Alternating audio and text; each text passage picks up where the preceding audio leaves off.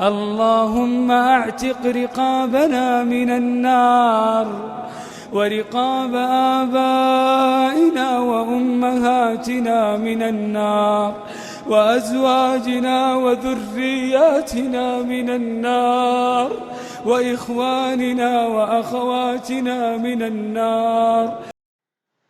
بسم الله الرحمن الرحیم. حمد و ثنا پروردگار عالم و درود و سلام به پیامبر صلی الله علیه و سلم. اما بعد، برنامه داریم، برنامه هر روزه مسلمان زن در ماه رمضان. رمضان دارای فضیلت‌های زیاد است.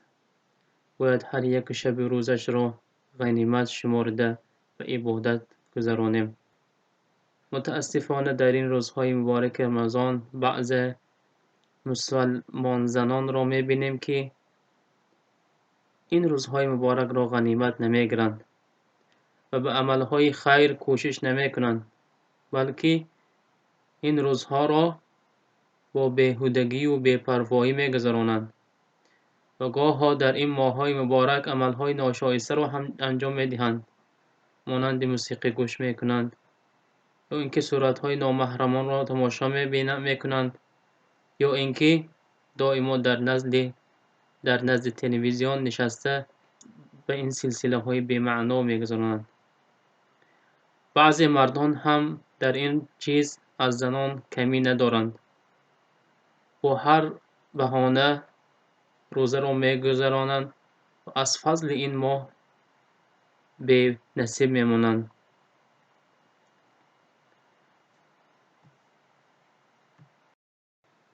بیایید در این برنامه و خواهران مسلمانان یک برنامه را آماده سازم که این برنامه به آنها منفعت بخشد و درجات آنان را در جنت بالا گرداند، چون که زنان چراغ خاندانند و سالمی محیط زیست عائله از بسیار جهت به آنها وابستگی دارد.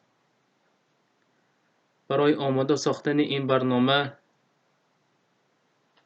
با قدر توانایی خود کوشش نمودم. از الله تعالی خواهانم که خواهران مسلمان را به این برنامه عمل کننده گرداند و از این برنامه استفاده قرار دهند. خداوند به هر یکی آنها توفیق عطا بفرماید. پس خواهران گرامی، اولین برنامه این است که سحر بر وقت از خواب خود برخیز و برای خانواده خود خوراک‌های سحری را آماده ساز، چون که در این عمل اجر و ثواب بسیاری را به دست می‌آری. خواهری عزیزم، باز مگویی که از همه راحت کرده خواب میکنند و من بیچاره سحری بر وقت خسته خوراک میپزم، از عبادت ها محروم میشوم. نه، همان خوراکی که برای سحری برای خانواده خود آماده میسازی، این خودش عبادت بزرگ است. در این کارت اجر و ثواب بزرگ نائل میگردی. در وقت آماده کردن طعام سحری تو باید هیچ وقت اوف نبگویی، زیرا همین خوراک میپختگی تو برای سحری عبادت است. ناراحت مشو، بلکه شادی خوشنود باش که الله مهربان این عبادت بزرگ را به دوش تو گذرانده است. خواهران گرامی، اگر در خانه‌تان زنها بسیار باشند، تو از همه آنها بر وقت‌تر برخیز و این ثواب بزرگ را نائل کن. دومین برنامه این است که خانواده را برای سحر خوری بیدار کن. دومین چیزی که در این برنامه است، این خانواده را برای سحر خوری بیدار نما. خواهر عزیزم، دسترخوان آماده شد و خوراک هم پختی.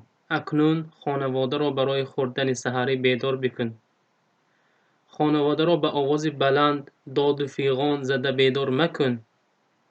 با آوازی بلند داد و فیغان کرده بگوی که من سحری بر وقت خستم، خوراک را آماده کردم، اما شمایان باشد خواب میرید و برای خوراک تیار هم خوردن نمیخیزید. از سحری بر وقت طبع آنها را خیره مساز، بلکه آرامانه با آواز نرم بگو پدر جانم، مادر جانم برای سحرخوری خیزید، یا اینکه پسر جانم یا دختر جانم خوراک سحری آماده شده است برخیز. هیچگاه داد و فیغان کرده کودکان را زده از خوابشان بیدار مکن، بلکه آرامانه با نرمی و مهربانی آنان را بیدار نما. فرزندان خود را از خردسالی به روزه‌داری تربیت کن. به آنها تحفه کودکانه و بازیچه‌های شوق‌آور تقدیم نموده آنها را به این عبادت آماده ساز تا اینکه به این عبادت عادت کنند. صحابه زنها فرزندان خود را از سن خردسالی به روزه‌داری عادت می‌کناندند. ربیعه رضی الله عنه میگوید ما در آن روز، یعنی روز عاشورا، روزه می داشتیم و کودکان خود را نیز روزه می داراندیم و برای آنان از پشم بازیچه آماده می کردیم. اگر یکی از آنها به سبب گرسنگی گریه کنند، با آن بازیچه تا هنگام افطار او را مشغول می ساختیم. با روایت بخاری و مسلم آمده است.